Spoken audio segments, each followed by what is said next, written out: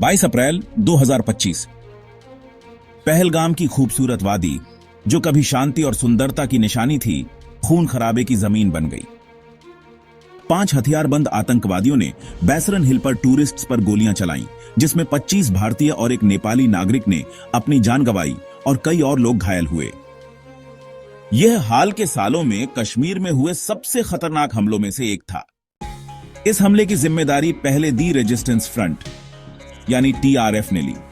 TRF लश्कर ए तैयबा का front group है, लेकिन कुछ ही घंटों में इस ग्रुप ने अपना दावा वापस ले लिया, क्योंकि यह कोई मामूली हमला नहीं था।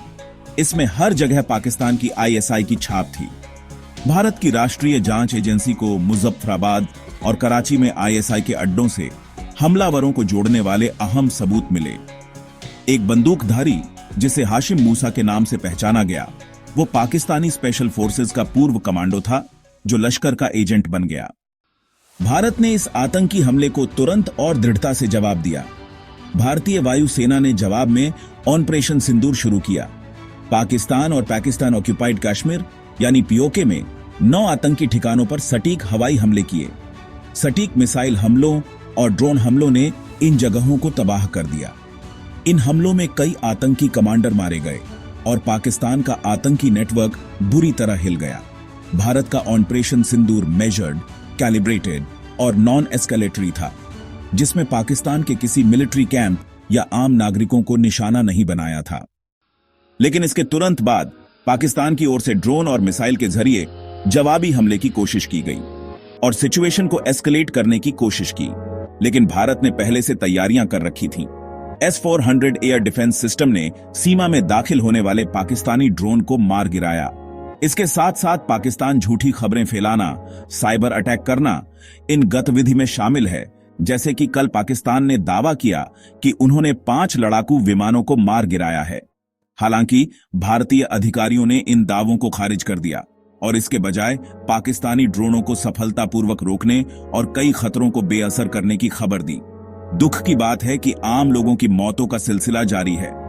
पाकिस्तान की जवाबी गोलाबारी में भारत ने 16 बेगुनाह जानें गंवाईं।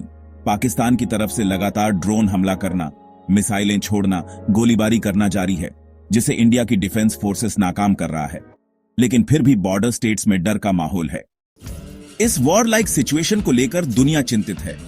अमेरिका, ब्रिटेन, रूस और चीन सहित दुनिया की बड़ी ताकतों ने शांति की अपील की है। भारत और पाकिस्तान दोनों परमाणु शक्ति संपन्न देश हैं। विशेषज्ञ चेतावनी देते हैं कि कोई भी गलत कदम एक भयानक पूर्ण युद्ध का कारण बन सकता है। सिर्फ दक्षिण एशिया में ही परमाणु हमले में 125 मिलियन से ज्यादा लोग मारे जा सकते हैं। पहलगाम अब त्रासदी और राष्ट्रीय धैर्य दोनों का प्रतीक है। भारतीय सेनाएं पाकिस्तान और पाकिस्तान स्पॉन्सर्ड टेररिज्म का मुंहतोड़ जवाब दे रही है।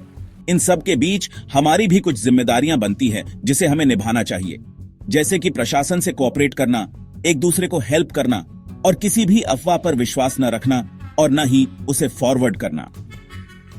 ऐसे नाजुक हालत में भी कुछ मीडिया वाले टीआरपी बटोरने में लगे हैं, तो कुछ लोग हिंदू मुस्लिम राजनीति करने में व्यस्त है। एक जिम्मेदार भारतीय होने के नाते ऐसे लोगों से हमें बचना चाहिए और ऐसा कुछ भी नहीं करना चाहिए जिससे अपने देश और देश की एकता को नुकसान पहुंचे। याद रखना दोस्तों, हम फर्स्ट एंड लास्ट सिर्फ भारतीय हैं। जय हिंद।